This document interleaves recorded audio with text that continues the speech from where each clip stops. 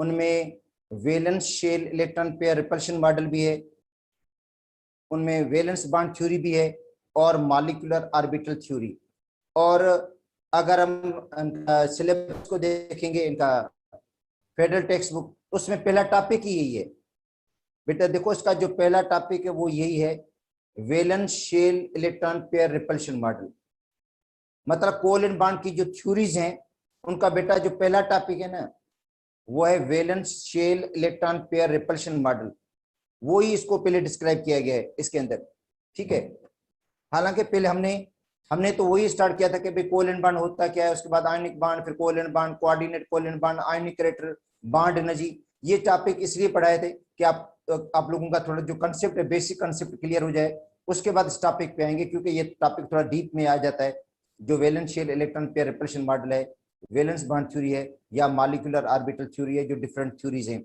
अब देखो ल्यूइस की थ्योरी जो कहती है कि कोवैलेंट बॉन्ड जो है वो इलेक्ट्रॉन पेयर की शेयरिंग से बनता है, ठीक है। मगर ये थ्योरी जो है मॉलिक्यूल की शेप को डिस्क्राइब नहीं करती है, ये ज्योमेट्री को डिस्क्राइब नहीं करती है, magnetic properties of the molecule को डिस्क्राइब नहीं करती है। बेटा देखो जो थ्योरी है ल्यूइस की थ्योरी, वो मॉलिक्यूल के शेप को डिस्क्राइब नहीं करती, मैग्नेटिक प्रॉपर्टीज को डिस्क्राइब नहीं करेगी, ठीक है, इन चीजों को डिस्क्राइब नहीं करती है। इसलिए उसके अंदर मॉडिफिकेशंस की गई हैं कोवैलेंट बॉन्ड की थ्योरीज के अंदर, जिसके अंदर वीबीटी आ जाता है, वैलेंस बॉन्ड थ्योरी, एमओटी आ जाता है, मॉलिक्यूलर ऑर्बिटल थ्योरी। तो ये थ्योरीज कहती हैं कि कोवैलेंट बॉन्ड जो होता है वो एटॉमिक ऑर्बिटल की ओवरलैपिंग से बनता है। जो कोवैलेंट बॉन्ड है वो एटॉमिक ऑर्बिटल की ओवरलैपिंग से बनता है। एटॉमिक ऑर्बिटल आपस में ओवरलैप होते हैं। अच्छा, और कौन से एटॉमिक ऑर्बिटल आपस में ओवरलैप होंगे? बेटा एटॉमिक ऑर्बिटल वही आपस में ओवरलैप हो सकते हैं जिनके अंदर जो हाफ फिल्ड हो, जो ऑर्बिटल हाफ फिल्ड होंगे वही एटॉमिक ऑर्बिटल आपस में ओवरलैप होते हैं। जो हाफ फिल्ड है, जो कंप्लीटली फिल्ड है, उनमें इस तरह की ओवरलैपिंग नहीं होगी। वो बनाएंगे तो कोऑर्डिनेट कोवैलेंट बॉन्ड बनाएंगे, कोवैलेंट बॉन्ड नहीं बनाएंगे। कोवैलेंट बॉन्ड जो बनाते हैं वही ऑर्बिटल हैं जो हाफ फिल्ड होते हैं, ठीक है।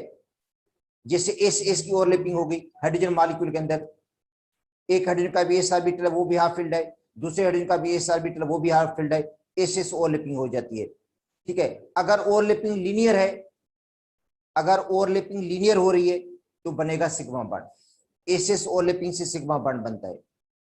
अच्छा, अगर एसपी ओवरलैपिंग है, एक एस ऑर्बिटल है दूसरा पी ऑर्बिटल है, बेटा एक एस ऑर्बिटल हो, जैसे हाइड्रोजन का एस ऑर्बिटल है, फ्लोरीन का पी ऑर्बिटल है, तो एसपी ओवरलैपिंग होगी।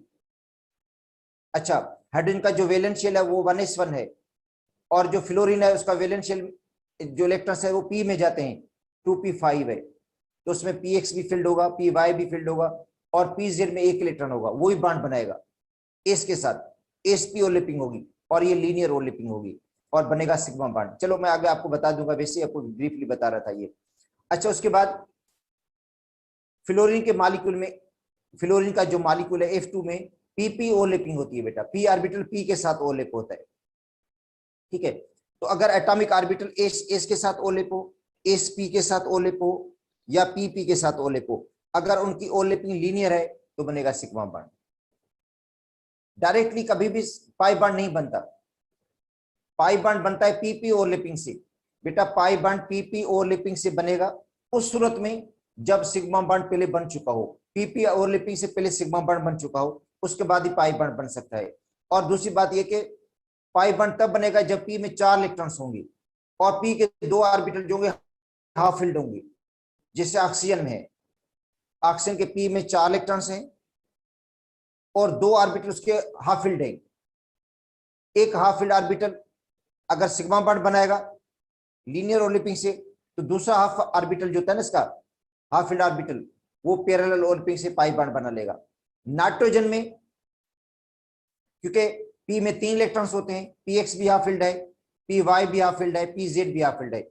जब नाइट्रोजन दूसरे नाइट्रोजन के साथ ओवरलैप होगा तो एक नाइट्रोजन का px दूसरे नाइट्रोजन के px के साथ सिग्मा बॉन्ड बनाएगा और बाकी py के साथ पाई बॉन्ड।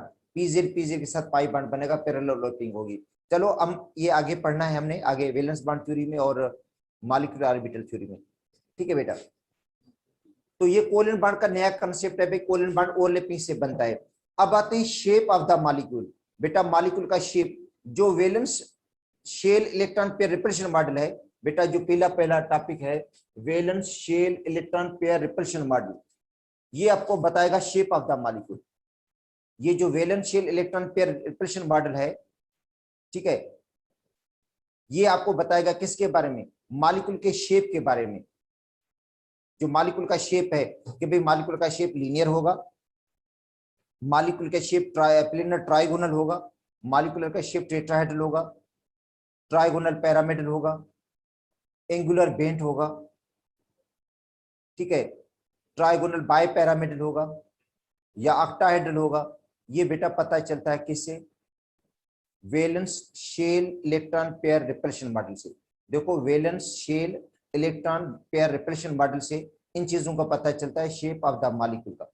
ठीक है, तो अभी हम पढ़ते हैं actually shape of the molecules, और जो पहला टॉपिक है वो यही है।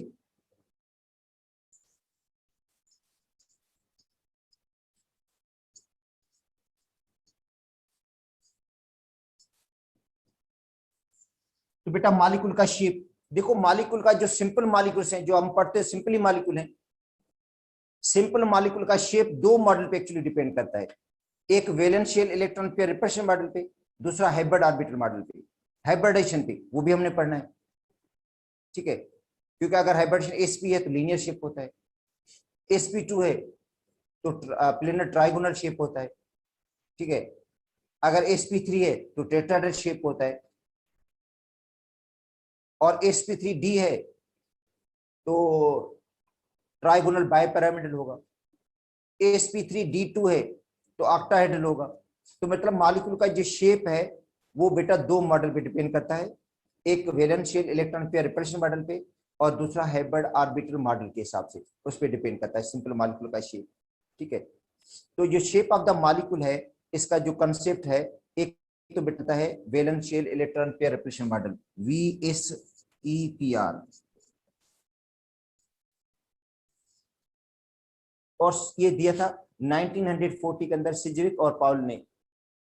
ये कहा था कि जो वैलेंस शेल में इलेक्ट्रॉन्स हैं बेटा, वैलेंस शेल में जो सेंट्रल एटम के वैलेंस शेल में इलेक्ट्रॉन्स हैं, ठीक है, valence shell electrons lone pair और बॉन्ड पेयर एक दूसरे को रिपेल करते हैं। मतलब मॉलिक्यूल का शेप लोन पेयर और बॉन्ड पेयर की रिपल्शन पे डिपेंड करता है। बेटा देखो ये अगर हम वाटर को ले लेते हैं, H2O को लेते हैं एग्जांपल के तौर पर, तो ऑक्सीजन के पास, ठीक है,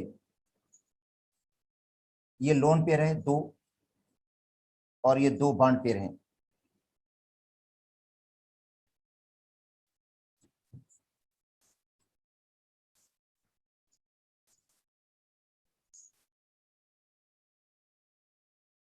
इधर देखो,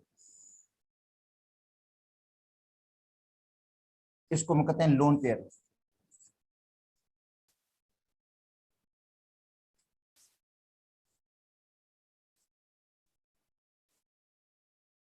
ओ सॉरी सॉरी,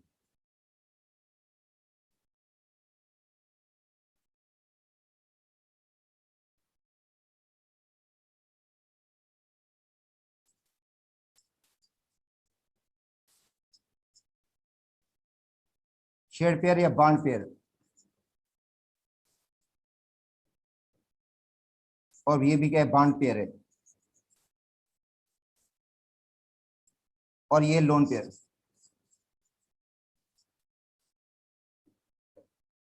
बेटा मॉलिक्यूल का जो शेप है वो लोन पेयर और बॉन्ड पेयर की रिपल्शन पे डिपेंड करता है। देखो मॉलिक्यूल का शेप डिपेंड करता है किस पे, लोन पेयर और बॉन्ड पेयर की रिपल्शन पे डिपेंड करता है, क्योंकि लोन पेयर और बॉन्ड पेयर जो होते हैं एक दूसरे को रिपेल करते हैं, सेम चार्जेस होती हैं। लोन पेयर के ऊपर भी नेगेटिव चार्ज है, बॉन्ड पेयर के ऊपर भी नेगेटिव चार्ज है, इसलिए लोन पेयर और बॉन्ड पेयर की रिपल्शन पे मॉलिक्यूल का शेप डिपेंड करता है। ठीक है, इनको कहते हैं active state of the electron.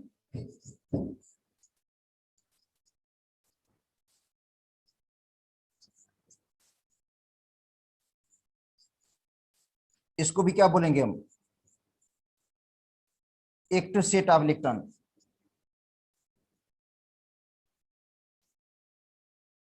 ठीक है, तो मॉलिक्यूल का शेप डिपेंड करता है active state of the electron पे, मतलब लोन पेयर और बॉन्ड पेयर पे। लोन पेयर और बॉन्ड पेयर पे डिपेंड करता है। लोन पेयर और बॉन्ड पेयर के दरमियान रिपल्शन होती है और रिपल्शन पे मॉलिक्यूल का शेप डिपेंड करता है। अब इसकी बेटा कुछ पॉइंट्स हैं जो valence shell electron pair repulsion model की पॉइंट्स हैं।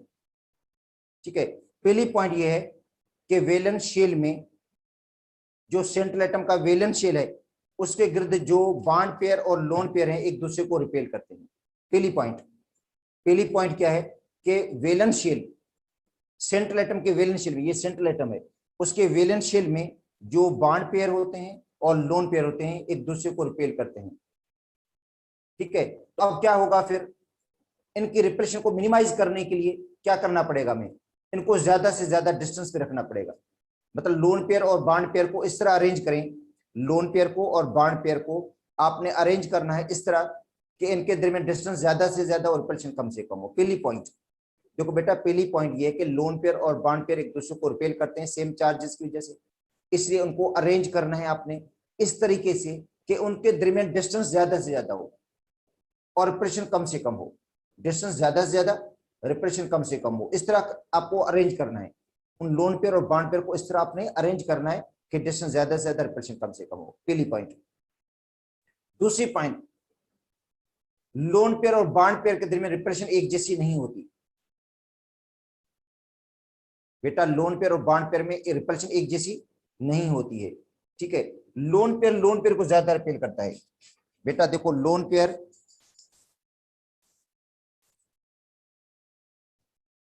और लोन पेयर,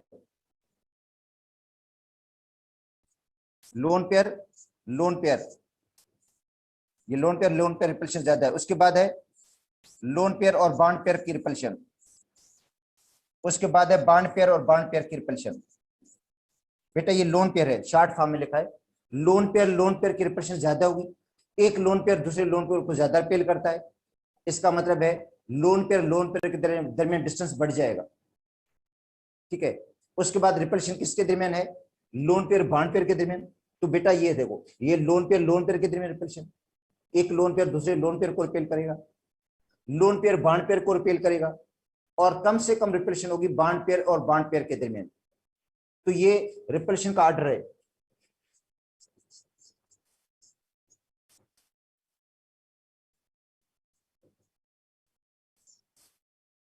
ठीक है बेटा, ये ऑर्डर रिपल्शन है, ये रिपल्शन का बेटा ऑर्डर है इनका आपस में कि किस तरह एक दूसरे को रिपेल करते हैं लोन पेयर और बॉन्ड पेयर। ठीक है, तो ये इनका रिपल्शन का ऑर्डर है। लोन पेयर को ज्यादा रिपेल करेगा, उसके बाद लोन पेयर बॉन्ड पेयर की रिपल्शन है, उसके बाद कम से कम जो रिपल्शन है वो बॉन्ड पेयर की है। तो उनको इस तरह अरेंज करना है कि उनके दरमियान डिस्टेंस ज्यादा से ज्यादा और रिपल्शन कम से कम हो। ठीक है, सेकंड पॉइंट ये हो गई। लोन पेयर ज्यादा स्पेस को ऑक्यूपाई करता है बेटा। जो लोन पेयर ऑर्बिटल है वो ज्यादा स्पेस को ऑक्यूपाई करता है, मतलब लोन पेयर वाला ऑर्बिटल जो होता है साइज में बिगर होता है। लोन पेयर वाला ऑर्बिटल साइज में लार्जर होता है बॉन्ड पेयर के ऑर्बिटल से। क्यों? इसलिए कि लोन पेयर का जो ऑर्बिटल होता है उसको सिर्फ एक न्यूक्लियस इन्फ्लुएंस करता है बेटा। जो लोन पेयर है उसके ऑर्बिटल को सिर्फ एक ही न्यूक्लियस इन्फ्लुएंस करता है। अब जबकि बॉन्ड पेयर को दो न्यूक्लियाई इन्फ्लुएंस करते हैं, एक से ज्यादा न्यूक्लियाई इन्फ्लुएंस करते हैं। इसलिए जो बॉन्ड पेयर होता है साइज में कम होता है, छोटा होता है, और जो लोन पेयर होता है वो साइज में बिगर होगा। तो लोन पेयर क्या करता है, रिपेल करता है। लोन पेयर क्या करेगा, ज्यादा रिपेल करेगा बॉन्ड पेयर को और अपने पास ज्यादा स्पेस को वो ऑक्यूपाई करेगा। इसका मतलब है लोन पेयर जो होता है वो ज्यादा स्पेस ऑक्यूपाई करता है बॉन्ड पेयर के मुकाबले में। ठीक है, सेकंड। अच्छा, उसके बाद है पाई इलेक्ट्रॉन जो पेयर्स हैं बेटा, जो पाई बॉन्ड वाले इलेक्ट्रॉन पेयर्स हैं, पाई बॉन्ड जो बनाते हैं उनको हम एक्टिव सेट नहीं मानते। मतलब पाई बॉन्ड वाले electrons shape of the molecule में काउंट नहीं होते या active set of the electron में काउंट नहीं होते हैं। मैं आगे समझा दूंगा कि पाई इलेक्ट्रॉन पेयर्स को किस तरह एक्टिव सेट नहीं माना जाता। तो बेटा पाई इलेक्ट्रॉन्स, दो पाई बॉन्ड हो या एक पाई बॉन्ड हो, उनको active set of the electron में काउंट नहीं किया जाता। अगर आपको कहा जाता है इसके अंदर एक्टिव सेट ऑफ इलेक्ट्रॉन्स कितने हैं, तो उसके अंदर पाई बॉन्ड इलेक्ट्रॉन्स को आप काउंट नहीं करेंगे active set of the electrons में। क्योंकि पाई बॉन्ड जो होता है वो मॉलिक्यूल के शेप में एक्टिव पार्टिसिपेट नहीं करता है जितना सिग्मा इलेक्ट्रॉन पार्टिसिपेट करता है, जितना लोन पेयर पार्टिसिपेट करता है। ठीक है, वो आगे आपको समझा दूंगा जब एग्जांपल आएगी पाई बॉन्ड की, तो आपको बता दूंगा कि देखो पाई बॉन्ड किस तरह एक्टिव स्टेट के हिसाब से एसआर नहीं ले रहा है। ठीक है, अच्छा अब आते हैं मॉलिक्यूल का शेप, आते हैं सिंपल मॉलिक्यूल से बेटा, जिनके स्टार्ट करते हैं जिनमें सेंट्रल एटम के पास सिर्फ 2 इलेक्ट्रॉन पेयर्स होते हैं। मतलब सेंट्रल एटम है जिसके पास सिर्फ 2 इलेक्ट्रॉन पेयर्स हैं। अब देखो, तो पहले आते हैं लीनियर मॉलिक्यूल्स पे।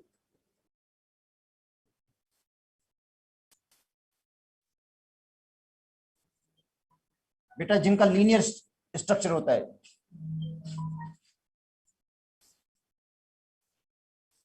एंगल 180 की होती है, और एक्टिव स्टेट कितने होते हैं?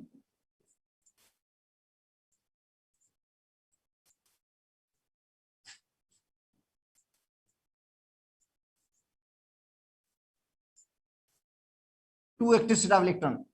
जो सेंट्रल एटम होगा उसके पास 2 एक्टिव स्टेट इलेक्ट्रॉन्स के होंगे बेटा, उनका शेप लीनियर होगा, एंगल 180 की होगी। अब उनमें आ जाता है BeCl2, उनमें आता है कार्बन डाइऑक्साइड, उनमें आता है कार्बन डाइसल्फाइड। ठीक है,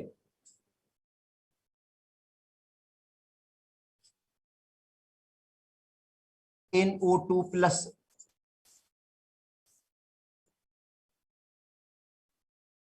उनमें आता है C2H2 इथाइन।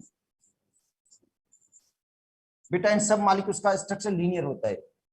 या BeF2,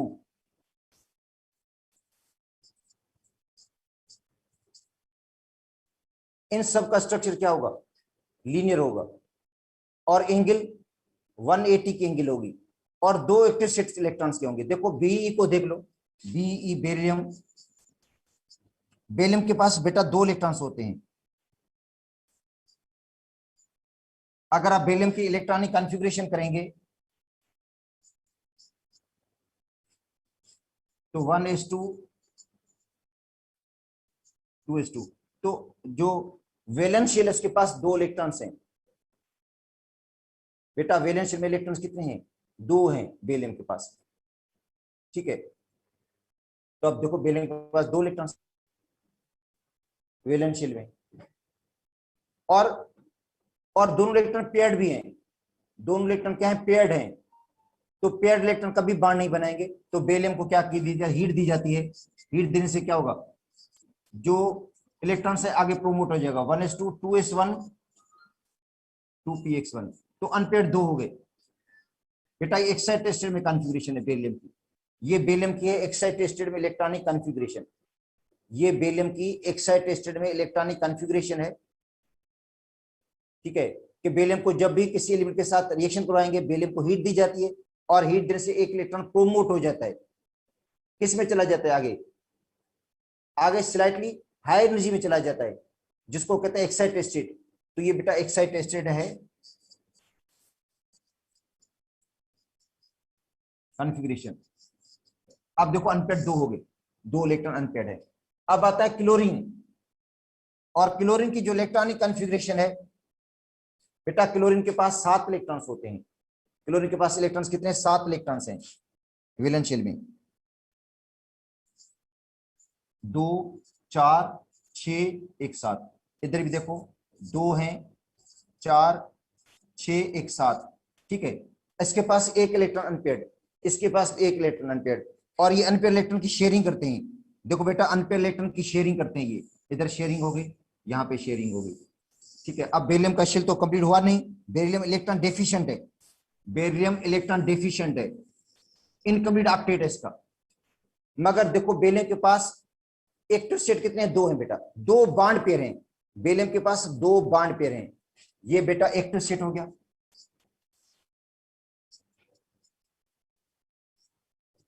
ये भी एक्टिव स्टेट हो गया।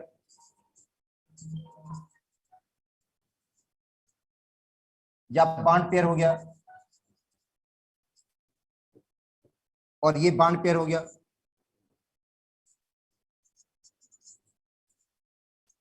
हाँ, अब valence shell electron pair repression model कहता है इन एक्टिव स्टेट को अपने अरेंज करना है, आपने अरेंज करना इस तरह कि इनके दरमियान डिस्टेंस ज्यादा से ज्यादा और रिपल्शन कम से कम हो।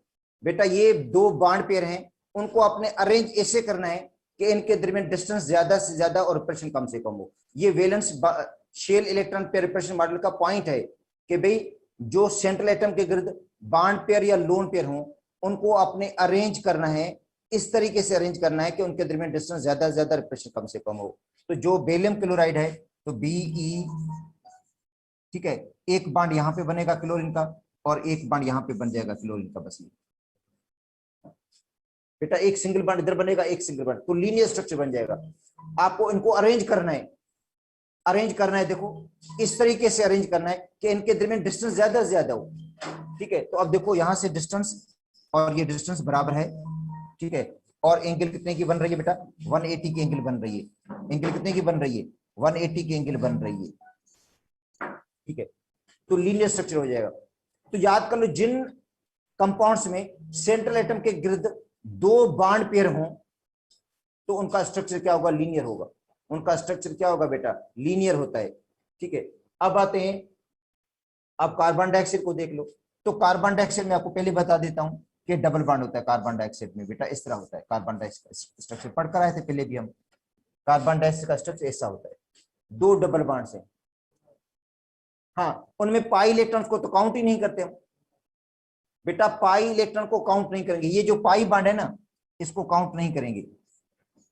ये पाई बॉन्ड है ना, इसको काउंट नहीं करेंगे, सिर्फ सिग्मा को काउंट करते हैं हम, क्योंकि अभी इसके अंदर पास्टर्स के अंदर है कि पाई इलेक्ट्रॉन पेयर जो है वो एक्टिव स्टेट नहीं काउंट होते हैं, मॉलिक्यूल के शेप हिस्सा नहीं लेते हैं, सिर्फ सिग्मा। तो इसके पास कितने हो गए बेटा, एक सिग्मा बॉन्ड और ये एक सिग्मा बॉन्ड। ठीक है, तो दो सिग्मा बॉन्ड्स हैं, दो एक्टिव स्टेट्स हैं इसके पास बेटा, टू एक्टिव स्टेट।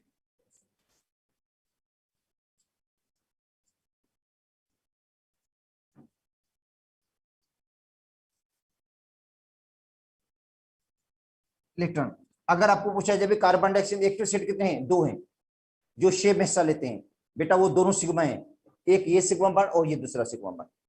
तो उसको कैसे रखेंगे, लीनियर रखेंगे, लाजिम बात है। पाई बॉन्ड को काउंट ही नहीं करते, पाई बॉन्ड एक्टिव स्टेट में काउंट होते ही नहीं है, तो लीनियर एंगल कितने की बनेगी, 180 की एंगल बनेगी। ठीक है, अच्छा उसके बाद NO2 के अंदर देखो पॉजिटिव चार्ज आ गई है, NO2 में पॉजिटिव चार्ज आई है इस तरह, यहाँ डबल बॉन्ड बनेगा, यहाँ पे डबल बॉन्ड बनेगा। नाइट्रोजन के पास 5 इलेक्ट्रॉन्स होते हैं बेटा, नाइट्रोजन के पास इलेक्ट्रॉन कितने होते हैं, 5। एक वो लूज कर देता है, बाकी बचेंगे 4, एक लूज कर देते हैं, बाकी बचेंगे 4। ठीक है, इसके ऊपर पॉजिटिव चार्ज आएगी।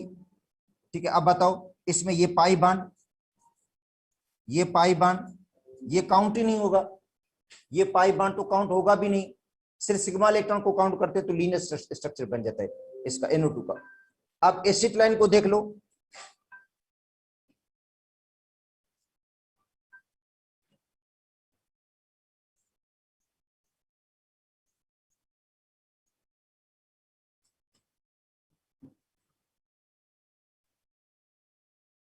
बेटा एसिड लाइन के अंदर देखो,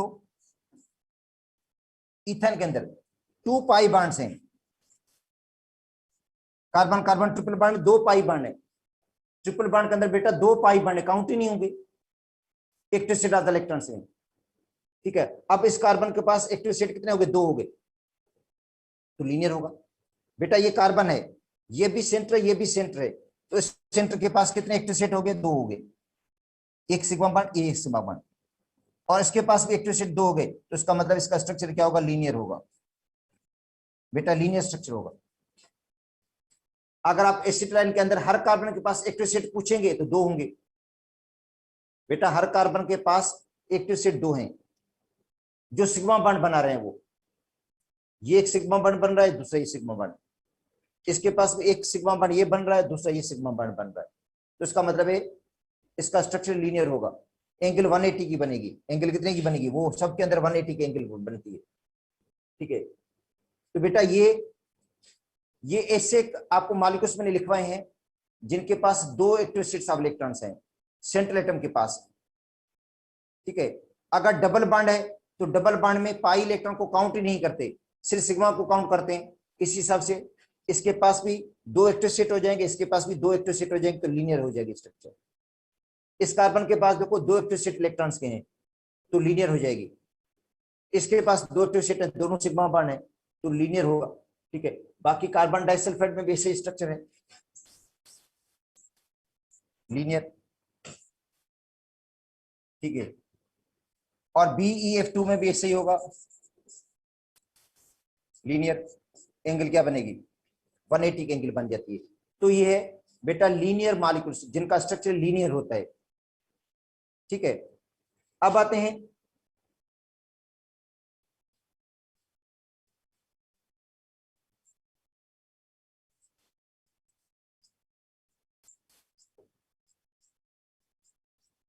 प्लेनर ट्राइगोनल।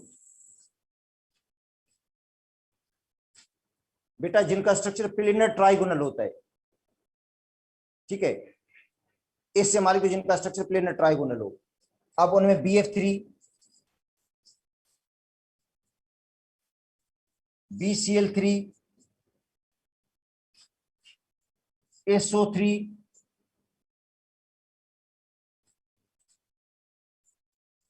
C2H4,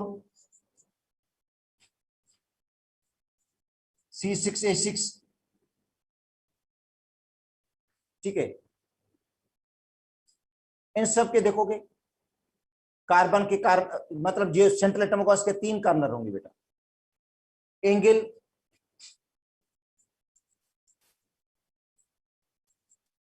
180 की एंगल बनेगी इनमें बेटा। इनमें जो एंगल बनती है 120 की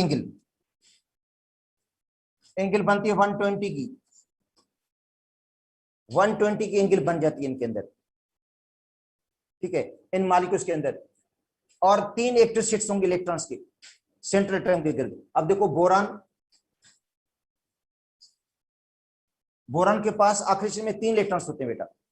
बोरान के वैलेंस शेल में इलेक्ट्रॉन्स कितने होते हैं बेटा, 3। यहाँ पे एक इलेक्ट्रॉन आएगा, एक इलेक्ट्रॉन यहाँ पे आएगा, एक इलेक्ट्रॉन यहाँ पे आएगा, क्योंकि उनको अपने अरेंज करना है इस तरीके से कि उनके डिस्टेंस ज्यादा से ज्यादा हो, रिपल्शन कम से कम हो। बेटा डिस्टेंस ज्यादा से ज्यादा हो और रिपल्शन कम से कम हो, तो बोरान के पास 3 इलेक्ट्रॉन्स हैं, वो 3 बॉन्ड बनाएगा, तो 3 एक्टिव सेट्स होंगे इलेक्ट्रॉन्स के। उन 3 एक्टिव सेट्स को रखना है, अरेंज करना है। ठीक है, इक्वल डिस्टेंस पे। ठीक है, डिस्टेंस बराबर हो, डिस्टेंस ज्यादा से ज्यादा हो और रिपल्शन कम से कम हो, तो ट्राइगोनल फैशन में रखेंगे हमको। 3 कॉर्नर पे रखेंगे, 3 कोने पे रखेंगे हम, 3 पेयर है, 3 कोने पे रखेंगे, तो डिस्टेंस ज्यादा से ज्यादा और रिपल्शन कम से कम हो जाएगी। अब आते हैं फ्लोरीन। यहां पे फ्लोरीन आएगा,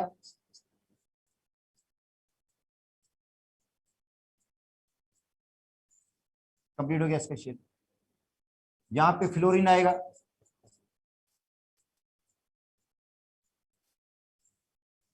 कंप्लीट हो जाएगा। यहां पे फ्लोरीन आ जाता है, इसका भी शेल कंप्लीट हो गया। अब आते हैं बोरान के हिसाब से, कितने पेयर हो गए, और ये भी इलेक्ट्रॉन डेफिशिएंट है बेटा। बोरान इलेक्ट्रॉन डेफिशिएंट, इलेक्ट्रॉन की कमी है इसमें, इनकम्प्लीट ऑक्टेट है इसका, ऑक्टेट इनकम्प्लीट है इसका। अगर कोई आ जाए मॉलिक्यूल इनऑक्टेट, तो BeCl2 वाले मॉलिक्यूल भी BeCl2, BF2 और ये खुद भी, ये इलेक्ट्रॉन डेफिशिएंट है, इनकम्प्लीट ऑक्टेट है इसका। मगर हमें देखना है कि बोरान के गिर्द कितने इलेक्ट्रॉन पेयर्स हैं बेटा, 3 इलेक्ट्रॉन पेयर्स हैं। तो 3 इलेक्ट्रॉन पेयर को कैसे अरेंज करना है हमने, डिस्टेंस ज्यादा से ज्यादा और रिपल्शन कम से कम हो, तो 3 पेयर्स को 3 कॉर्नर पे रखेंगे हम।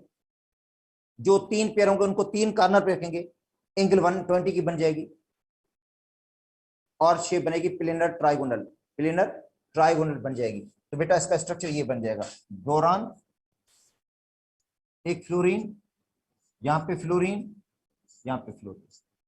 ठीक है, और एक्टिव सेट कितने हो जाएंगे बेटा, 3 एक्टिव सेट्स हैं। ये एक्टिव सेट,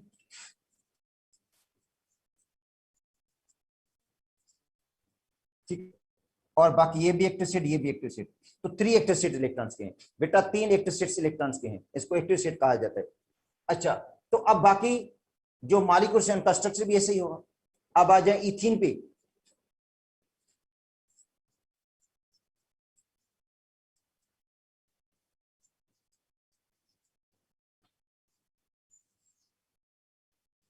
इथीन या इथाइलिन, इसको देख लो आप लोग, कार्बन कार्बन के दरमियान डबल बॉन्ड होता है बेटा, यहाँ पे हाइड्रोजन आएगी, इधर हाइड्रोजन आएगी, यहाँ पे हाइड्रोजन आएगी, यहाँ पे हाइड्रोजन। इसका स्ट्रक्चर पहले मैं समझा चुका हूँ कोवैलेंट बॉन्डिंग के अंदर, कोवैलेंट बॉन्डिंग के अंदर आपको मैंने समझाया इसका, ठीक है। अब देखो बेटा, पाई बॉन्ड को काउंट नहीं करते, ये पाई बॉन्ड है, इसको काउंट ना करेंगे आप। तो इस कार्बन के एक्टिव स्टेट कितने हो जाएंगे, 1 2 और ये तीसरा सिग्मा बॉन्ड वाला।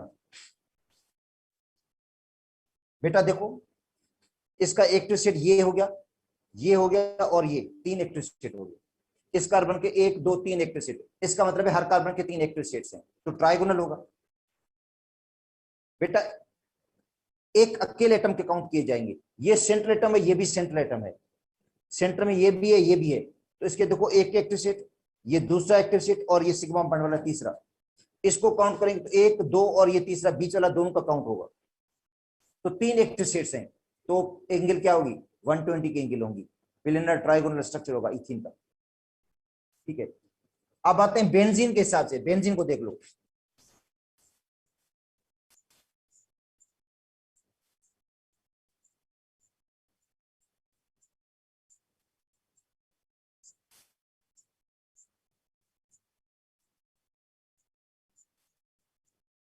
Double bond, single double single double, alternate position पे। अब देखो हर कार्बन के 3 कार्नर है बेटा, हर कार्बन के कार्नर 3 है, इस कार्बन को काउंट करो, एक कार्नर, दूसरा कार्नर, तीसरा कार्नर, एक्टिव सेट 3 हो जाएंगे, पाई बॉन्ड को काउंट ही नहीं करते हम।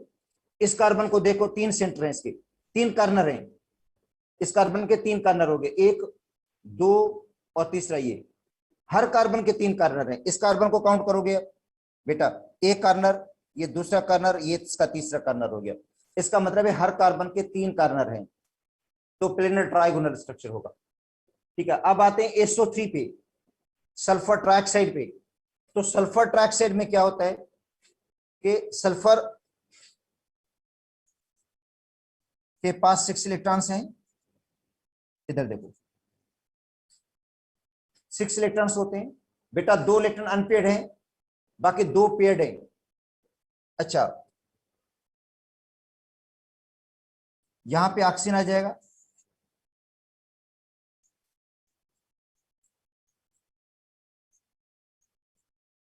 देखो यहां पे म्यूचुअल शेयरिंग हुई है इनकी,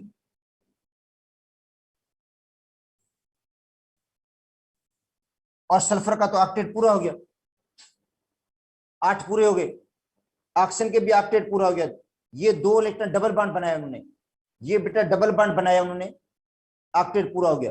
अब यहां जो ऑक्सीजन आएगी, यहां ऑक्सीजन, इसके साथ इसका बनेगा डेट बॉन्ड, ये दोनों बॉन्डिंग इलेक्ट्रॉन कौन दे रहा है, सल्फर। यहां पे जो ऑक्सीजन आएगी उसको कौन इलेक्ट्रॉन दे रहा है, दोनों ये, तो ये भी डेट बॉन्ड बना, यहां भी डेट बॉन्ड बन गया, और इधर बना डबल बॉन्ड, तो स्ट्रक्चर इसका ये बन जाएगा, एसओ इधर बना लेते ऊपर बेटा, डबल बॉन्ड, डेट बॉन्ड को भी डबल बॉन्ड से शो किया जाए, या एरो से भी लिख दो भले, या एरो लगा दो, या ऐसे लिख दो,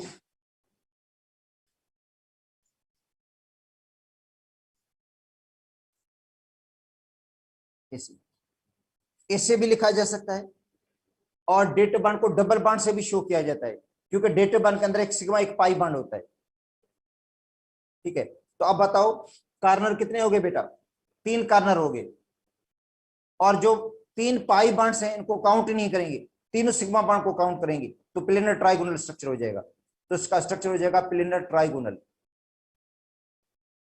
SO3 का। हाँ अब देखो इनके अंदर तीनों बॉन्ड पेयर हैं, ये एक ऐसा मॉलिक्यूल है जिसके अंदर तीनों बॉन्ड पेयर हैं बेटा, एक ऐसा होता है जिनके अंदर 2 बॉन्ड पेयर होते हैं, एक लोन पेयर होता है। अब देखो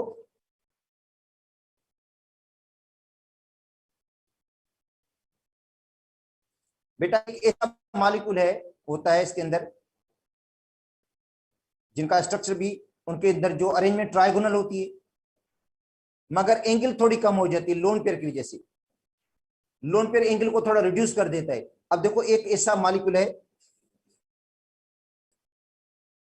AB2 मॉलिक्यूल। क्या बेटा? AB2 मॉलिक्यूल है, ए है उसके साथ बी के दो एटम है। AB2 molecule with one lone pair.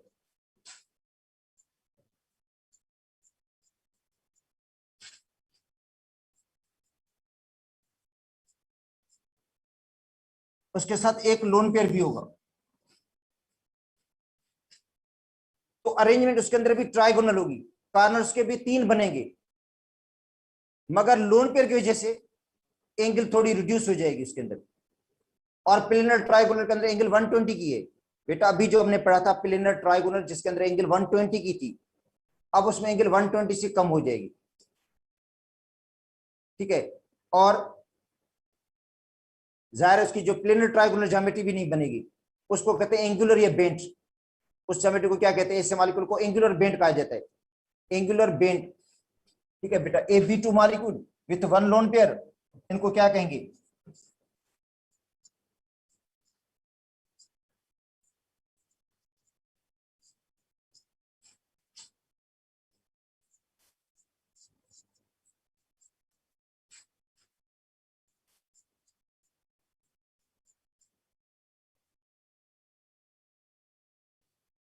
ठीक है बेटा, एंगुलर या बेंट कहेंगे। होंगे ये ट्राइगोनल, कार्नर के भी तीन होंगे। लोन पेयर को भी कार्नर समझा जाता है बेटा, लोन पेयर को भी एक कार्नर माना जाता है, लोन पेयर को भी एक ट्विस्टेड कहा जाता है। अब देखो वो कौन से मॉलिक्यूल्स हैं। एक है ACnCl2। बेटा जो ACnCl2 है, एशियन के पास एक लोन पेयर होता है और दो बॉन्ड पेयर हैं। ठीक है। SO2 सल्फर डाइऑक्साइड, इसके पास भी एक लोन पेयर होता है। तो ACnCl2 का क्या किस तरह का स्ट्रक्चर होगा? एशियन एक लोन पेयर होगा, एक क्लोरीन इधर आएगा, एक इधर आएगा। तो कार्नर इसके भी तीन हो गए बेटा, कार्नर तीन हो गए इसके भी। तो है तो ये ट्राइगोनल, कार्नर तो तीन है इसके, ट्राइगोनल है। मगर ठीक है, मगर इसके अंदर जो एंगल है 120 से लेस होगी लोन पेयर की वजह से, क्योंकि लोन पेयर रिपेल करता है बेटा। लोन पेयर बॉन्ड पेयर को रिपेल करेगा और लोन पेयर ज्यादा स्पेस को ऑक्यूपाई करता है और वो बॉन्ड पेयर को रिपेल करता है, इसलिए एंगल थोड़ी रिड्यूस हो जाती है। और उसका स्ट्रक्चर क्या बन जाता है? एंगुलर या बेंट। इसको क्या कहेंगे हम? एंगुलर या बेंट। इस तरह के स्ट्रक्चर को क्या कहा जाता है बेटा? मॉलिक्यूल को एंगुलर या बेंट कहा जाता है। सल्फर डाइऑक्साइड में भी देख लो,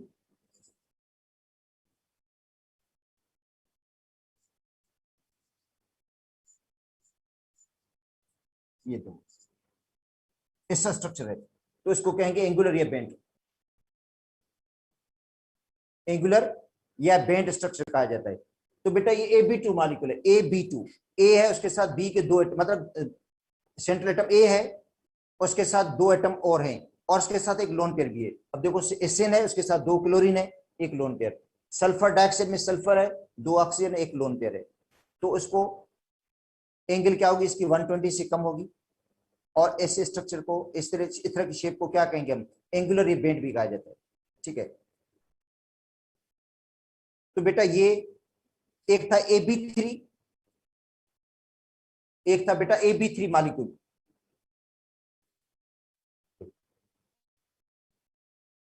ये था प्लेनर ट्राइगोनल, एंगल 120 की। AB3 था ये, AB3। ए है उसके, जिस तरह ये ए हो गया, इसके साथ बी के तीन एटम है, कोई लोन पेयर नहीं है। अच्छा, ये ए हो गया, इसके तीन कार्नर हो गए, एक दो तीन कार्नर हो गए। ये इसके देखो तीन कार्नर हो गए। अच्छा, इसमें भी देखो ये ए है तो उसके तीन कार्नर हो गए बेटा। ए है ये सेंट्रल एटम, इसके तीन कार्नर हो गए। ये ए एटम हो गया, इसके तीन कार्नर हो गए। ये एक एटम हो गया, इसके तीन कार्नर हो गए। तो ये लिखा हुआ कि AB3 मॉलिक्यूल ऐसा होता है जिसमें सेंटर में ए होगा, और उसके साथ 3 बी के एटम अटैच होंगे, मतलब कोई 3 और एटम अटैच होंगे और कोई लोन पेयर भी नहीं होगा, तो ये सारे मॉलिक्यूल्स उसी टाइप के हैं, AB3 वाले मॉलिक्यूल्स हैं बेटा, AB3 ठीक है। और ये क्या है फिर,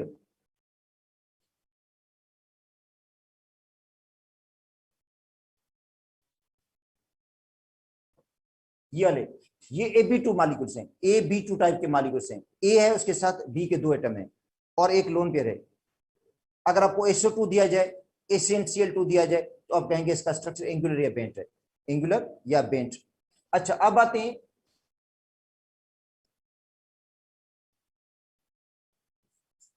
AB4 मॉलिक्यूल्स हैं बेटा। ए, उसके साथ 4 एटम और अटैच होंगे, तो ये टेट्राहेड्रल होगा।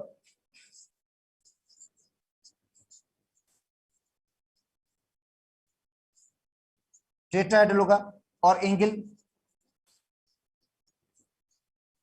109 की एंगल होगी बेटा। AB4 टेट्राहेड्रल होता है, एंगल क्या होते हैं 109, ठीक है।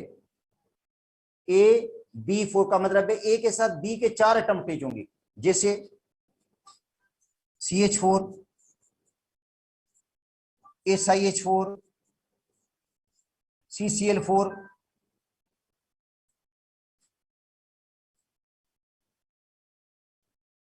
ठीक है। अमोनियम आइन, ये अमोनियम आइन है, अमोनिया नहीं अमोनियम आइन हो गया। या जैसे PCl4 है, प्लस की चार्ज आ गई, PCl4 के ऊपर प्लस की चार्ज आ गई, फास्फोरस ने 1 इलेक्ट्रॉन लूज कर दिया, बाकी 4 बॉन्ड पेयर होंगे इसके गिर्द,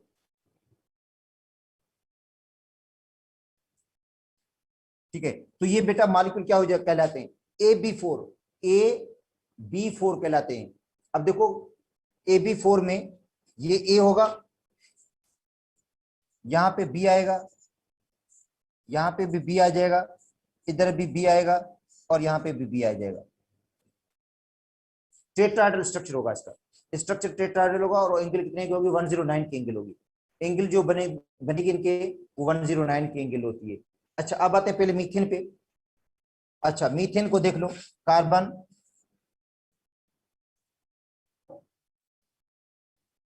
ठीक है।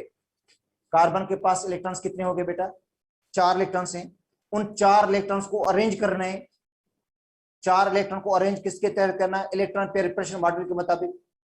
जो valence shell electron pair repulsion model की हिदायतें हैं, वो कहते हैं कि इन 4 इलेक्ट्रॉन्स को अरेंज करें इस तरीके से कि इनके दरमियान डिस्टेंस ज्यादा से ज्यादा और रिपल्शन कम से कम हो। तो टेट्राहेड्रल तरीके से अरेंज करेंगे इनको। 4 पेयर हैं तो टेट्राहेड्रल तरीके से, 3 पेयर हैं तो ट्राइगोनल तरीके से, 2 पेयर हैं तो लीनियर तरीके से। मतलब पेयर के हिसाब से बताया गया कि अगर 2 पेयर हो तो लीनियर रखो, 3 पेयर हो तो ट्राइगोनल तरीके से रखो, 4 पेयर हो तो टेट्राहेड्रल के तरीके से रख लो। अरेंजमेंट उसकी टेट्राहेड्रल हो जाएगी। जैसे इसकी अरेंजमेंट ट्राइगोनल है बेटा, ये अरेंजमेंट इसकी क्या है, ट्राइगोनल अरेंजमेंट है इसकी, अरेंजमेंट इसकी ट्राइगोनल है। मगर लोन पेयर की वजह से इसके अंदर एंगल रिड्यूस हो गई है। अब इसके अंदर कोई लोन पेयर अभी नहीं है, ये AB4 है जिसके अंदर कोई लोन पेयर नहीं है, ये AB4 विदाउट लोन पेयर, ठीक है। अब देखो एक हाइड्रोजन यहां पे आएगी, एक हाइड्रोजन यहां पे आ जाती है, एक हाइड्रोजन यहां पे आ जाती है, एक हाइड्रोजन यहां पे आ जाएगी, तो कितने कार्बन हो गए बेटा, 4 बॉन्ड पेयर हो गए। ये हो गया, ये हो गया और ये 4 बॉन्ड पेयर हैं।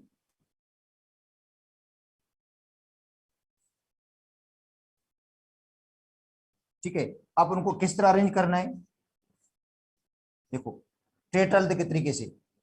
तो CH4 का स्ट्रक्चर ऐसा बन जाएगा,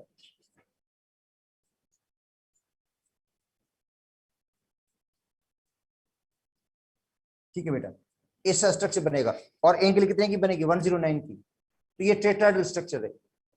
स्टील में बॉन्ड नहीं है बेटा, इस तरह है, 3 डायमेंशनल है, 3 डायमेंशनल बॉन्डिंग है इसके अंदर, ठीक है। इसका स्ट्रक्चर इस तरह का होगा, एंगल 109 की बनेगी और बाकी सारे ऐसे होंगे, सारे मॉलिक्यूल्स बेटा इस तरह के होंगे। ठीक है। अमोनियम आइन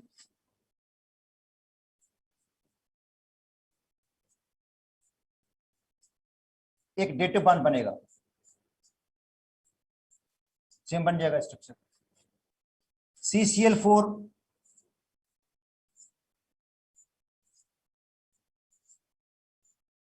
सेम टाइप का स्ट्रक्चर बनेगा।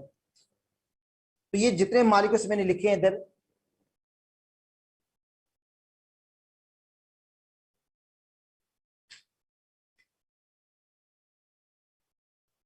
ठीक है बेटा, ये जितने देखो मॉलिक्यूल्स हमने लिखे हैं ना, इन सब का स्ट्रक्चर देखो टेट्राहेड्रल है। CCl4 SiH4 NH4 PCl4, इसके ऊपर प्लस की चार्ज आएगी, सब टेट्राहेड्रल एंगल सब में 109 की एंगल है। ठीक है,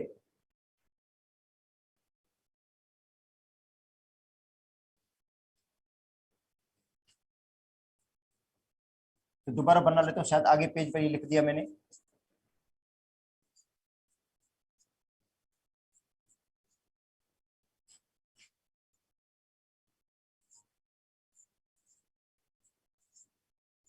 बेटा सबका स्ट्रक्चर टेट्राहेड्रल, 4 कार्नर हो गए। तो आप कार्नर के हिसाब से सेंट्रल एटम के गिर्द कार्नर को काउंट करके फिर आप मॉलिक्यूल का शेप डिटरमाइन करना है आपने। और according to valence shell electron pair repulsion model, valence shell electron pair repulsion model. अब आते हैं, एक ऐसा मॉलिक्यूल है बेटा, इस तरह का मॉलिक्यूल जो AB3 है,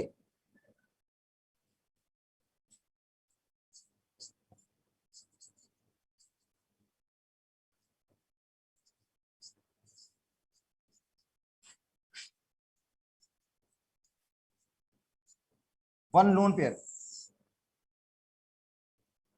AB3 उसके साथ एक लोन पेयर हो, ए उसके साथ 3 एटम हो, एक लोन पेयर भी हो। अच्छा, उसमें NH3 आ जाता है, PH3 आ जाता है, PCl3 आ जाता है, हाइड्रोनियम आइन आ जाता है। ये बेटा हाइड्रोनियम आइन भी इसी में आ जाएगा। हाइड्रोनियम आइन के पास भी एक लोन पेयर होता है और 3 जो है वो बॉन्ड पेयर हैं। ठीक है, तो ये AB3 मॉलिक्यूल हो जाते हैं, AB3 with lone pair, one lone pair. तो इनका शेप क्या होगा, इनके अंदर एक लोन पेयर होगा, 3 बॉन्ड पेयर हैं, कार्नर 4 के 4 होंगे। अरेंजमेंट इसकी भी टेट्राहेड्रल होगी बेटा, अरेंजमेंट इसकी भी टेट्राहेड्रल होगी। देखो अमोनिया के अंदर ये AB3, देखो ये A होगा, उसके पास एक लोन पेयर, बाकी 3 बॉन्ड पेयर होंगे ये B के पास। तो अरेंजमेंट इसकी भी 4 कार्नर हो गए, मगर चारों बॉन्ड पेयर नहीं है, एक लोन पेयर है। वो लोन पेयर क्या करता है, एंगल को रिड्यूस कर देता है, वो बॉन्ड पेयर को रिपेल करता है। जो लोन पेयर होता है वो बॉन्ड पेयर को रिपेल करेगा, ज्यादा स्पेस ऑक्यूपाई करेगा, बाकी ऑर्बिट को कंप्रेस कर देगा, इसलिए एंगल स्लाइटली रिड्यूस हो जाएगी। अमोनिया के अंदर एंगल जो होते हैं 107 की एंगल होती है। ठीक है बेटा, एंगल अमोनिया को देखो, तो इसको क्या कहेंगे, AB3 वन लोन पेयर को ट्राइगोनल पैरामिडल।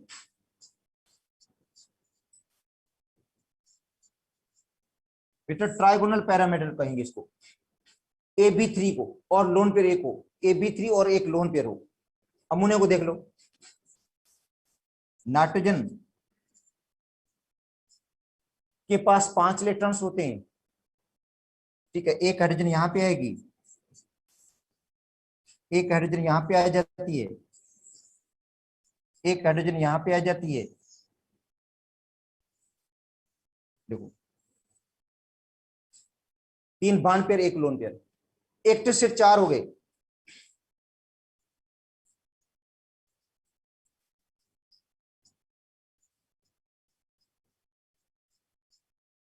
अगर कोई पूछे भाई एक्टिव सेट कितने, 4 हैं, क्योंकि लोन पेयर को भी एक्टिव सेट माना जाता है।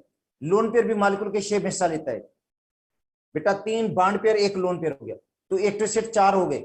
इसको भी एक्टिव सेट कहते हैं, इसको भी एक्टिव सेट, इसको भी एक्टिव सेट, ये भी एक्टिव सेट, तो 4 एक्टिव सेट हो गए। मगर चारों एक्टिव सेट एक जैसे नहीं है, एक लोन पेयर है इनके बीच में, और वो लोन पेयर क्या करता है, बॉन्ड पेयर को रिपेल करता है। लोन पेयर और बॉन्ड पेयर के अंदर रिपेल्शन एक जैसी नहीं होगी बेटा, लोन पेयर बॉन्ड पेयर को रिपेल करेगा, इसलिए एंगल स्लाइटली रिड्यूस हो जाएगी। जो टेट्राहेड्रल की एंगल होती है 109 से कम हो जाएगी एंगल। 109 से एंगल रिड्यूस हो जाएगी और एंगल कितने की बनेगी, 107 की बनेगी। ठीक है, अमोनिया के अंदर, कुछ के अंदर बुक्स के अंदर एंगल का थोड़ा फर्क भी है, 107.8 भी लिखा हुआ है किसी बुक में, मगर सिंध के सिलेबस में 107 लिखा हुआ है, मगर 109 से एंगल कम होगी, जो एंगल है 109 से लेस हो जाती है। ठीक है, अमोनिया के अंदर एंगल। और अमोनिया का स्ट्रक्चर कैसा बनेगा, ट्राइगोनल पैरामीटर बनेगा। अब आते हैं pH3। अब pH3 या PCl3 में सेंट्रल एटम चेंज हो जाता है, जिसकी वजह से एंगल और भी रिड्यूस हो जाती है। बेटा इनके अंदर एंगल और भी कम हो जाती है, pH3 में, PCl3 में एंगल जो होती है वो कम हो जाती है, या NF3 में, NF3 के अंदर एंगल रिड्यूस हो जाती है फ्लोरीन की वजह से। मोर इलेक्ट्रोनेगेटिविटी है फ्लोरीन की, जो एंगल को और भी रिड्यूस कर देती है। ठीक है, मगर NF3 का स्ट्रक्चर भी ऐसे ही बनेगा। इनका सबका स्ट्रक्चर ट्राइगोनल पैरामीटर होगा। मैं बता दूं, स्ट्रक्चर ट्राइगोनल पैरामीटर होगा, एंगल 109 से कम ही होगी, मगर एंगल सब में एक जैसी नहीं होगी। मैं आपको बता दूं तो एंगल सब में एक जैसी नहीं होगी बेटा। अब ये ना बोले कि NF3 के अंदर एंगल, H3 हाइड्रोनिमाइन, इन सब के अंदर एंगल बराबर होगी, एंगल में फर्क होगा। NF3 के अंदर एंगल 102 की, 0.5 की होती है, कितनी की एंगल होती है, कम होती है और भी एंगल। ठीक है, और pH3 में एंगल और भी रिड्यूस हो जाती है, क्योंकि सेंट्रल एटम फास्फोरस है, जिसकी वजह से, क्योंकि टॉप टू बॉटम जाते हैं तो एंगल सेंट्रल एटम का साइज बढ़ जाता है, और जिसकी वजह से एंगल रिड्यूस हो जाती है। अब देखो, वाटर के अंदर एंगल होती है 104 की, और H2 इसके एंगल होती है 92 की एंगल होती है, तो बेटा एंगल रिड्यूस हो जाती है इसके अंदर। ठीक है, जैसे सेंट्रल एटम का साइज बढ़ेगा तो एंगल क्या हो जाती है, रिड्यूस हो जाती है। ठीक है, या जो सराउंडिंग एटम की इलेक्ट्रोनेगेटिविटी बढ़ती है, सराउंडिंग एटम की इलेक्ट्रोनेगेटिविटी बढ़ती है, जो तो NH3 है, ये NH3 है और ये NF3 है, तो सराउंडिंग जो एटम है उसकी इलेक्ट्रोनेगेटिविटी बढ़ जाती है, तो भी एंगल को रिड्यूस कर देती है, वो एंगल रिड्यूस हो जाती है। NF3 के अंदर भी एंगल कम हो जाता है। मगर सबका स्ट्रक्चर अगर बोलेंगे तो हम कहेंगे ट्राइगोनल पैरामीटर। बेटा स्ट्रक्चर को, मतलब उनकी शेप ऑफ द मॉलिक्यूल को याद कर लो, मॉलिक्यूल का शेप याद कर लो, तो क्या होगा, ट्राइगोनल पैरामीटर होगा। ये सारे मॉलिक्यूल्स ट्राइगोनल पैरामीटर होंगे। ट्राइगोनल पैरामीटर उनके मॉलिक्यूल्स को कहा जाता है बेटा, ट्राइगोनल पैरामीटर उन मॉलिक्यूल्स को कहा जाता है जिनके अंदर 3 बॉन्ड पेयर हो, 1 लोन पेयर, बस 3 बॉन्ड पेयर 1 लोन पेयर, तो ट्राइगोनल पैरामीटर होगा। ठीक है, अगर चारों बॉन्ड पेयर हो तो टेट्राहेड्रल होगा। चारों अगर बॉन्ड पेयर हैं तो क्या होगा, टेट्राहेड्रल।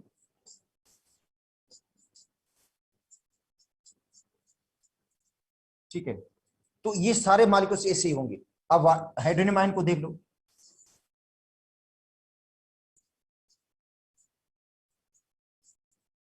एक कोऑर्डिनेट कोलिन बनता है इसके अंदर, वही सेम हो जाएगा इसका स्ट्रक्चर।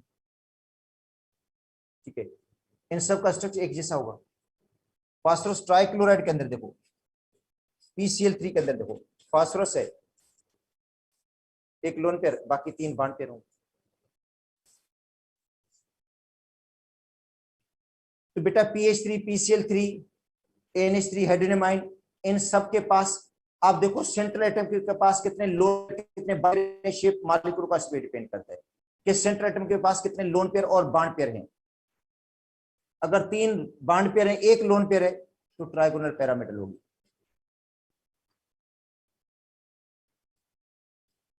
अब आते हैं AB2,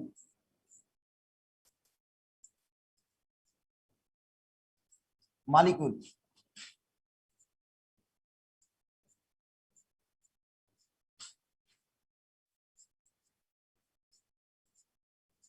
और उसके साथ 2 लोन पेयर भी हों, AB2 मॉलिक्यूल उसके साथ 2 लोन पेयर भी हों, तो एंगुलर या बेंट,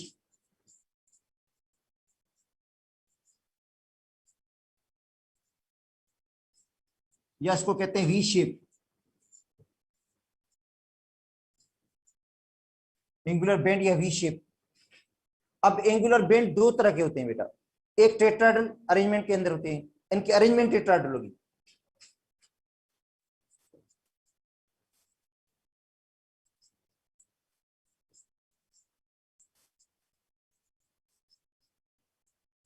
अरेंजमेंट टेट्राहेड्रल का मतलब कार्नर 4 ही होंगे, कार्नर 4 ही होंगे, मगर 2 लोन पेयर होंगे, 2 बॉन्ड पेयर होंगे, और 2 लोन पेयर की वजह से एंगल भी रिड्यूस हो जाएगी और उसका शेप भी चेंज हो जाएगा।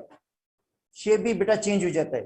अब देखो इनमें आता है water, 2 lone pair 2 bond pair, NH2 आइन, 2 lone pair 2 bond pair, H2S 2 lone pair 2 bond pair, HCl2 2 lone pair 2 bond pair. तो बेटा इन मॉलिक्यूल्स में 2 लोन पेयर 2 बॉन्ड पेयर हैं, H2S के अंदर, NH2 के अंदर, HCl2 के अंदर, अच्छा OF2 के अंदर 2 लोन पेयर 2 बॉन्ड पेयर होंगे। एंगल में जरूर फर्क होगा, मैं बता देता हूँ। H2S की आपको पता है वाटर के एंगल बराबर नहीं है, मगर जब आपको शेप ऑफ द मॉलिक्यूल पूछा जाएगा तो दोनों का क्या बोलेंगे आप लोग, एंगुलर या बेंट। बेटा दोनों का शेप क्या बोलेंगे, एंगुलर या बेंट। तो H2 को देख लो, एक लोन पेयर, ये दूसरा लोन पेयर, और 2 बॉन्ड पेयर होंगे इसे इस तरह,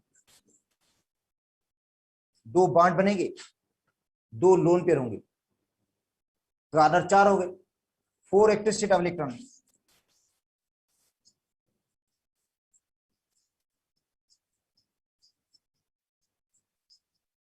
बेटा एक्टिव स्टेट कितने हो गए, 4 हो गए, तो उनको रखेंगे टेट्राहेड्रल तरीके से, मगर 2 लोन पेयर हैं जो एंगल को रिड्यूस कर देते हैं। एंगल कितने की बन जाती है वाटर के अंदर, 104.5 की एंगल बन जाती है, एंगल रिड्यूस हो जाती है।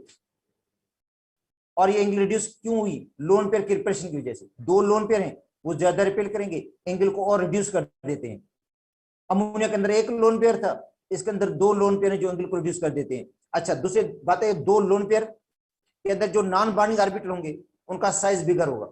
जो 2 लोन पेयर हैं जिनके पास 2 नॉन बॉन्डिंग ऑर्बिटल्स हैं उनका साइज बड़ा होगा, वो कंप्रेस करते हैं बॉन्डिंग ऑर्बिटल को, ये बॉन्डिंग ऑर्बिटल उनको कंप्रेस कर देंगे, एंगल रिड्यूस हो जाएगा।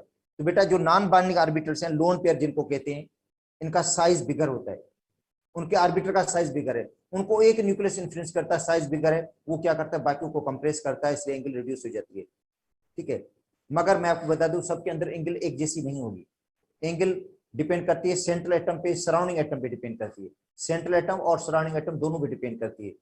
ठीक है, इसलिए एंगल में फर्क आ जाता है, मगर मॉलिक्यूल का शेप वही होगा। आपसे मॉलिक्यूल का शेप पूछा जाएगा बेटा, एंगल कुछ मॉलिक्यूल्स की पूछी जाएगी, वाटर की, अमोनिया की, इस तरह की, या H2S की जो कॉमन है उनके हिसाब से पूछा जाएगा। तो इसका एंगुलर या बेंट हो जाएगा स्ट्रक्चर, और बाकी सबका ऐसे ही होगा, H2S का भी ऐसे ही होगा।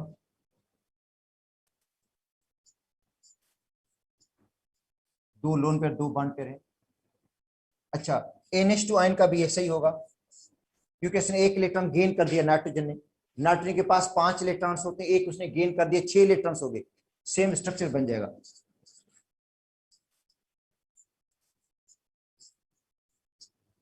इसे नाइट्रोजन का, NH2 का, क्योंकि इसने 1 इलेक्ट्रॉन गेन कर दिया इसलिए एंगुलर बेंट हो जाएगा। या HCl2 का, तो इन सब के मॉलिक्यूल्स के स्ट्रक्चर क्या कहेंगे, एंगुलर बेंट या वी शेप कहेंगे बेटा, एंगुलर कहेंगे, बेंट कहेंगे, या वी शेप वाले स्ट्रक्चर्स हैं इनके। तो अब देखो, एक तो हमने पढ़ा था लीनियर मॉलिक्यूल्स जिनके पास सिर्फ 2 एक्टिव स्टेट होते हैं इलेक्ट्रॉन्स के, कोई लोन पेयर नहीं होता, लीनियर होगा, BeCl2 BeF2। ट्राइगोनल होता है जिनके पास तीनों बॉन्ड पेयर होते हैं, trigonal, plane trigonal, BCl3 BF3 इस तरह। और फिर क्या हुआ, फिर ये क्या कि AB2 मॉलिक्यूल हो गया, AB2, ये भी AB2 है, मगर इसके पास 2 लोन पेयर हैं। एक AB2 है जिसके पास 1 लोन पेयर होता है, एक AB2 है जिसके पास 1 लोन पेयर है, एक AB2 है जिसके पास 2 लोन पेयर हैं, दोनों का स्ट्रक्चर एंगुलर बेंट होगा। अच्छा वो एंगुलर बेंट आता है ट्राइगोनल के अरेंजमेंट में बेटा, एक एंगुलर बेंट आता है ट्राइगोनल के अंदर। ठीक है,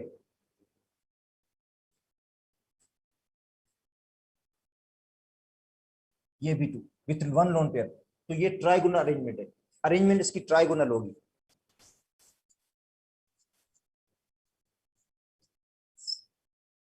ट्राइगोनल तरीके से इसको अरेंज करेंगे हम, उसको टेट्राहेड्रल तरीके से अरेंज करते हैं। ठीक है, तो इसका शेप भी एंगुलर बेंट होता है, एंगल लेस देन 120 होती है इसमें एंगल, उसमें एंगल 109 से कम होती है एंगल।